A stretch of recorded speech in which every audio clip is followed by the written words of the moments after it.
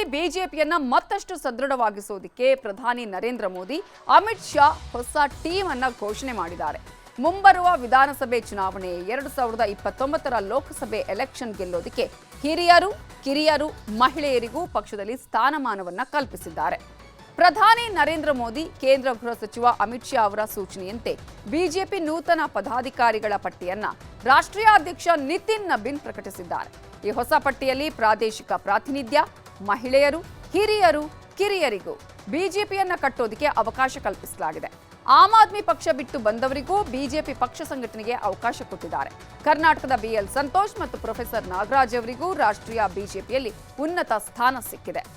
ಇನ್ನು ಬಿಜೆಪಿಯಲ್ಲಿ ಒಟ್ಟು 13 ರಾಷ್ಟ್ರೀಯ ಉಪಾಧ್ಯಕ್ಷ ಸ್ಥಾನಗಳನ್ನು ಪ್ರಾದೇಶಿಕ ಪ್ರಾತಿನಿಧ್ಯದಡಿ ಹಂಚಿಕೆ ಮಾಡಲಾಗಿದೆ.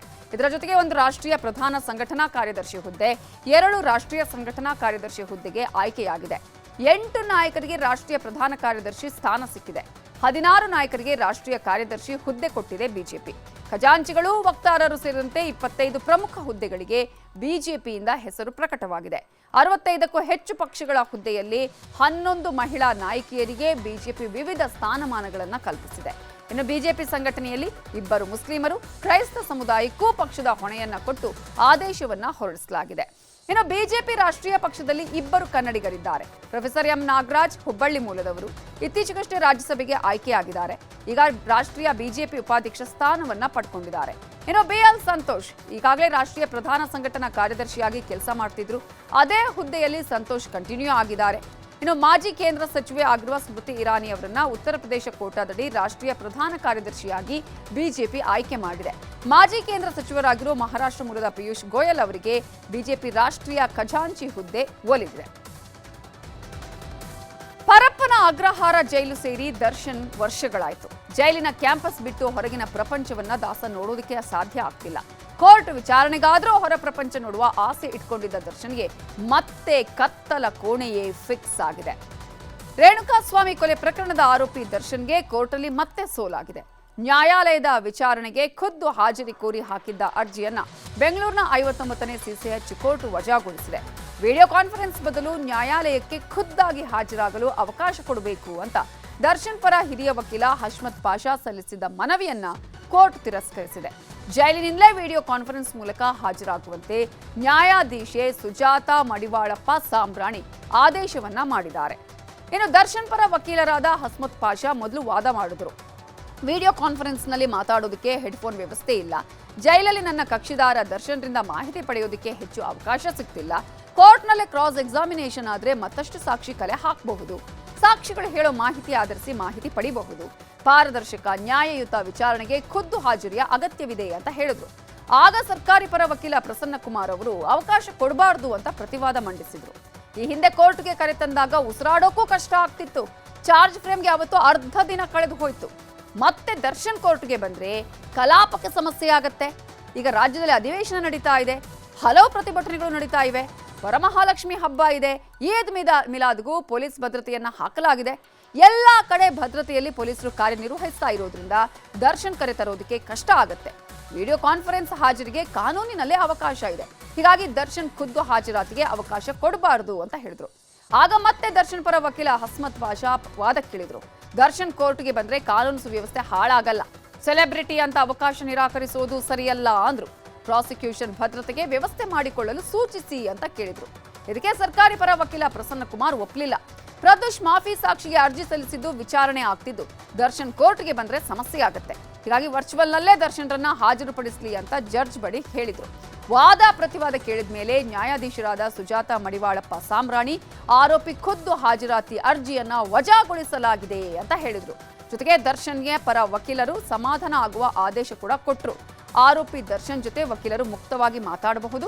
ಇದಕ್ಕಾಗಿ ಜೈಲಲ್ಲಿ ವಿಡಿಯೋ ಕಾನ್ಫರೆನ್ಸ್ ವ್ಯವಸ್ಥೆ ಮಾಡಬೇಕು. ವಕೀಲರ ಜೊತೆ ಮಾತಾಡಲು ಜೈಲಲ್ಲಿ ಪ್ರತ್ಯೇಕ ವ್ಯವಸ್ಥೆ ಮಾಡಿ. ವರ್ಚುವಲ್ ಅಲ್ಲಿ ಆಡಿಯೋ ವಿಡಿಯೋ ಕ್ಲಿಯರ್ ಇರಬೇಕು. ನಿಯಮ 8.3ರ ಅಡಿ ಜೈಲಲ್ಲಿ ಸಂಪರ್ಕ ವ್ಯವಸ್ಥೆ ಕಲ್ಪಿಸಬೇಕು ಅಂತ ಜೈಲಿನ ಅಧಿಕಾರಿಗಳಿಗೂ ಕೂಡ ಸೂಚನೆ ಕೊಟ್ಟರು. ಒಂದ್ ಕಡೆ ದರ್ಶನ್ರನ್ನ ಕೋರ್ಟ್ಗೆ ಹಾಜರುಪಡಿಸಲು ನಿರಾಕರಿಸಲಾಗಿದೆ. ಮತ್ತೊಂದ್ ಕಡೆ ಪ್ರದೋಷ್ ಮಾಫಿ ಸಾಕ್ಷಿ ಅರ್ಜಿ ವಿಚಾರಣೆನೂ ಶುರುವಾಗಿದೆ. ವಿಡಿಯೋ ಕಾನ್ಫರೆನ್ಸ್ ನಲ್ಲೇ ಜಡ್ಜ್ ಪ್ರದೋಷ್ಗೆ ಪ್ರಶ್ನೆ ಮಾಡಿದ್ರು. ಏನಂತ ಅರ್ಜಿ ಹಾಕಿದೀರಿ ಅಂದಾಗ ಮಾಫಿ ಸಾಕ್ಷಿ ಅರ್ಜಿ ನಾನೇ ಹಾಕಿದ್ದೀನಿ ಅಂತ ಪ್ರದೋಷ್ ಒಪ್ಕೊಂಡಿದ್ದಾನೆ. ನಾಳೆಯಿಂದ ಪ್ರದೋಷ್ ಅರ್ಜಿಯ ವಿಚಾರಣೆ ಕೂಡ ಶುರುವಾಗಲಿದೆ. ಇದೀಗ ರಾಜ್ಯ, ದೇಶ, ವಿದೇಶದ ಪ್ರಮುಖ ಸುದ್ದಿಯನ್ನ ನೋಡೋಣ. ನೈಸ್ ರಸ್ತೆ ಅಕ್ರಮದ ಬಗ್ಗೆ ಮತ್ತೆ ಸಿಎಂ ವಿರುದ್ಧ ಕೇಂದ್ರ ಸಚಿವ ಕುಮಾರಸ್ವಾಮಿ ಕಿಡಿಕಾರಿದ್ದಾರೆ. ಸಿಎಂಗೆ ಪತ್ರ ಬರೆದಿದ್ದು ನನಗಿನ್ನೂ ಉತ್ತರ ಸಿಕ್ಕಿಲ್ಲ. ಅಮೆರಿಕದ ಕಂಪನಿ ಬೆಲೆ ಬಾಳುವ ಭೂಮಿ ಕಬಳಿಸುತ್ತಿದೆ ಅಂತ ಗುಡುಗಿದ್ರು. ಇನ್ನು ಮಾಜಿ ಪ್ರಧಾನಿ ಎಚ್ ಡಿ ದೇವೇಗೌಡರು ಕೂಡ ಪ್ರತಿಕ್ರಿಯಿಸಿದ್ದು, ನೈಸ್ ನಾಳೆ ಫ್ರೀಡಂ ಪಾರ್ಕ್ನಲ್ಲಿ ನಿಖಿಲ್ ಪ್ರತಿಭಟನೆಗೆ ಕರೆ ಕೊಟ್ಟಿದ್ದು ನಾನು ಭಾಗಿಯಾಗ್ತೇನೆ ಅಂತ ಹೇಳಿದ್ರು. ನೈಸ್ ಅಕ್ರಮದ ಬಗ್ಗೆ ದಳಪತಿಗಳು ಹೋರಾಟಕ್ಕೆ ಕರೆ ಕೊಟ್ಟಿದ್ದಾರೆ. ಇದರ ಬೆನ್ನಲ್ಲೇ ಮುಖ್ಯಮಂತ್ರಿ ಡಿಕೆ ಶಿವಕುಮಾರ್ ಅವರ ನೇತೃತ್ವದಲ್ಲಿ ಸಭೆ ನಡೆಯಿತು. ವಿಧಾನಸೌಧದಲ್ಲಿ ಬೃಹತ್ ಕೈಗಾರಿಕಾ ಸಚಿವ ಎಂಬಿ ಪಾಟೀಲ್ ಹಾಗೂ ನೈಸ್ ರಸ್ತೆಗೆ ಸಂಬಂಧಪಟ್ಟ ಅಧಿಕಾರಿಗಳಿಂದ ಸಿಎಂ ಡಿಕೆ ಶಿವಕುಮಾರ್ ಮಾಹಿತಿ ಪಡೆಕೊಂಡರು. ಇವತ್ತು ಎಸ್ಐಆರ್ ಪ್ರಕ್ರಿಯೆಗೆ ಕೊನೆಯ ದಿನವಾದ ಹಿನ್ನೆಲೆ ಬೆಂಗಳೂರಲ್ಲಿ ಅತಿ ಹೆಚ್ಚಿನ ಸಂಖ್ಯೆಯ ಮತದಾರರ ಹೆಸರು ಎಎಸ್ಡಿಡಿಒ ಪಟ್ಟಿಗೆ ಸೇರ್ಪಡೆ ಮಾಡಲಾಗಿದೆ. ಈ ಕುರಿತು ಜಿಬಿಎ ಮುಖ್ಯ ಆಯುಕ್ತ ಮಹೇಶ್ವರ ರಾವ್ ಮಾತನಾಡಿದ್ದು 44.5 ಲಕ್ಷಕ್ಕೂ ಹೆಚ್ಚು ಮತದಾರರು ಎಎಸ್ಡಿಡಿಒ ಪಟ್ಟಿಗೆ ಸೇರ್ಪಡೆಯಾಗಿದ್ದಾರೆ ಅಂದಿದ್ದಾರೆ. ಆಗಸ್ಟ್ 24ರಂದು ಮೊದಲ ಕರಡು ಮತದಾರರ ಪಟ್ಟಿ ಪ್ರಕಟ ಆಗಲಿದೆ ಅಂತ ಹೇಳಿದ್ದಾರೆ.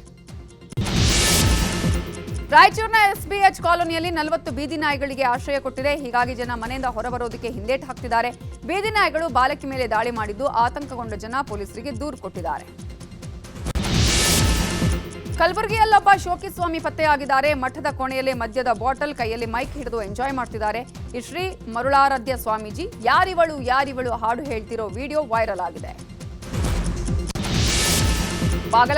ಎನ್ಟಿಎ ಮರುಪರೀಕ್ಷೆ ವಿರುದ್ಧ ಆಕಾಂಕ್ಷಿಗಳು ಬೀದಿಗಿಳಿದಿದ್ದಾರೆ.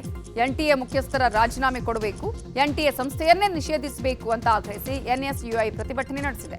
ಕಾಂಗ್ರೆಸ್ ನಾಯಕ ರಾಹುಲ್ ಗಾಂಧಿ ಕೂಡ ಕೇಂದ್ರದ ವಿರುದ್ಧ ಆಕ್ರೋಶವನ್ನ ಹೊರಹಾಕಿದ್ದಾರೆ. ಕೇಂದ್ರ ಗೃಹ ಸಚಿವ ಅಮಿತ್ ಶಾ ಗುರುವಾರ ದಕ್ಷಿಣ ರಾಜ್ಯಗಳ ಸಭೆ ಕರೆದಿದ್ದಾರೆ. ಚೆನ್ನೈನಲ್ಲಿ ಸದನ ಕೌನ್ಸಿಲ್ ಮೀಟಿಂಗ್ ನಡೆಯಲಿದ್ದು, ಸಭೆಯಲ್ಲಿ ತಮಿಳುನಾಡು, ಆಂಧ್ರ, ಕೇರಳ ಸಿಎಂ ಸೇರಿದಂತೆ ಕರ್ನಾಟಕದ ಸಿಎಂ ಡಿಕೆ ಶಿವಕುಮಾರ್ ಭಾಗಿಯಾಗಲಿದ್ದಾರೆ. ಕರ್ನಾಟಕ ಕಾವೇರಿ ವಿಚಾರವನ್ನು ಪ್ರಸ್ತಾಪಿಸುವ ಸಾಧ್ಯತೆ ಇದೆ. ತಮಿಳುನಾಡು ಸಿಎಂ ಜೋಸೆಫ್ ವಿಜಯ್ ರೈತರ ಬೆಳೆ ಸಾಲ ಮನ್ನಾ ಮಾಡಿದ್ದಾರೆ. 75,000ವರೆಗೆ ಸಂಪೂರ್ಣ ಮನ್ನಾ ಮಾಡಿದ್ರೆ 75,000ದಿಂದ 1 ಲಕ್ಷ ರೂಪಾಯಿವರೆಗಿನ ಸಾಲಗಳನ್ನು ಭಾಗಶಃ ಮನ್ನಾ ಮಾಡುವುದಕ್ಕೆ ತೀರ್ಮಾನಿಸಿದ್ದಾರೆ. ಇದರಿಂದ ಒಟ್ಟು 13,34,000 ರೈತರಿಗೆ ಅನುಕೂಲವಾಗಲಿದೆ. ಒಡಿಶಾದ ಸಾಂಧಾಪಾಲಿಯಲ್ಲಿ ಭಾರೀ ಪ್ರವಾಹ ಸಂಭವಿಸಿದೆ. ಪ್ರವಾಹದಲ್ಲಿ ಸಿಲುಕಿದ್ದ 11 ಮಂದಿಯನ್ನ ಅಗ್ನಿಶಾಮಕ ತಂಡ ರಕ್ಷಿಸಿದೆ. ಇನ್ನು ಒಡಿಶಾ ಸಿಎಂ ಮೋಹನ್ ಚರಣ್ ಮಾಝಿ ಜಾಜ್ಪುರ ಜಿಲ್ಲೆಯ ಪ್ರವಾಹ ಪೀಡಿತ ಪ್ರದೇಶಗಳಿಗೆ ಭೇಟಿ ಕೊಟ್ಟು ಪರಿಶೀಲನೆ ನಡೆಸಿದರು. ಉತ್ತರ ಪ್ರದೇಶದ ಪ್ರಯಾಗ್ರಾಜ್ನ ಹಲವೆಡೆ ರಾತ್ರಿಯಿಡೀ ಮಳೆ ಸುರಿದು ರಸ್ತೆಗಳೆಲ್ಲ ಕೆರೆಯಂತಾಗಿವೆ. ವಸತಿ ಪ್ರದೇಶಗಳು ಜಲಾವೃತಗೊಂಡಿವೆ. ರುದ್ರಪ್ರಯಾಗದ ಅಲಕಾನಂದ ಮತ್ತು ಮಂದಾಕಿನಿ ನದಿಗಳಲ್ಲಿ ನೀರಿನ ಮಟ್ಟ ಹೆಚ್ಚಾಗಿದ್ದು, ನದಿ ತೀರದ ಜನರಿಗೆ ಎಚ್ಚರಿಕೆ ನೀಡಲಾಗಿದೆ. ದಕ್ಷಿಣ ಕೊರಿಯಾದ ದಕ್ಷಿಣ ಪ್ರಾಂತ್ಯದ ಜಿಯೋಜೆ ನಗರದಲ್ಲಿ ಮಳೆ ಅಬ್ಬರಿಸಿದೆ. ಧಾರಾಕಾರವಾಗಿ ಸುರಿದ ಮಳೆಗೆ ಸಾಲು ಸಾಲು ಅವಾಂತರಗಳೇ ಸೃಷ್ಟಿಯಾಗಿದೆ. ಮಳೆ ಆರ್ಭಟಕ್ಕೆ ಸಿಕ್ಕ ವಸ್ತುಗಳೆಲ್ಲ ಮಳೆ ನೀರಲ್ಲಿ ಕೊಚ್ಚಿ ಹೋಗಿದ್ದು, ಜನಜೀವನ ಅಸ್ತವ್ಯಸ್ತವಾಗಿದೆ. ರಷ್ಯಾ ಮತ್ತು ಉಕ್ರೇನ್ ಸಂಘರ್ಷದಲ್ಲಿ ದೇಶಗಳು ಪರಸ್ಪರ ವಾಯುದಾಳಿ ನಡೆಸಿವೆ. ಭಾರತದ ಲಕ್ಷ್ಮೀ ಮಿತ್ತಲ್ ಮಾಲೀಕತ್ವದ ಆರ್ಸೆಲರ್ ಮಿತ್ತಲ್ ಉಕ್ಕು ಕಾರ್ಖಾನೆ ಮೇಲೆ ದಾಳಿ ನಡೆದಿದೆ. ಈ ದಾಳಿಯಲ್ಲಿ 2 ಮೃತಪಟ್ಟು 14 ಜನ ಗಾಯಗೊಂಡಿದ್ದಾರೆ. ಉಕ್ಕು ಘಟಕದ ಉತ್ಪಾದನೆಯೂ ಸ್ಥಗಿತಗೊಂಡಿದೆ. 14 ವರ್ಷದ ಬಳಿಕ ನಾಗರ ಪಂಚಮಿ, ಗರುಡ ಪಂಚಮಿ ಒಟ್ಟಿಗೆ ಬಂದಿದೆ. ಹೀಗಾಗಿ ರಾಜ್ಯದಲ್ಲಿ ನಾಗರ ಪಂಚಮಿ ಹಬ್ಬದ ಸಂಭ್ರಮ ಜೋರಾಗಿತ್ತು. ಕುಕ್ಕೆ ಸುಬ್ರಹ್ಮಣ್ಯ ಹಾಗೂ ಘಾಟಿ ಸುಬ್ರಹ್ಮಣ್ಯದಲ್ಲಿ ನಾಗರ ಕಲ್ಲಿಗೆ ಭಕ್ತರು ಹಾಲೆರೆದು ಪೂಜೆಯನ್ನ ಸಲ್ಲಿಸಿದ್ದಾರೆ.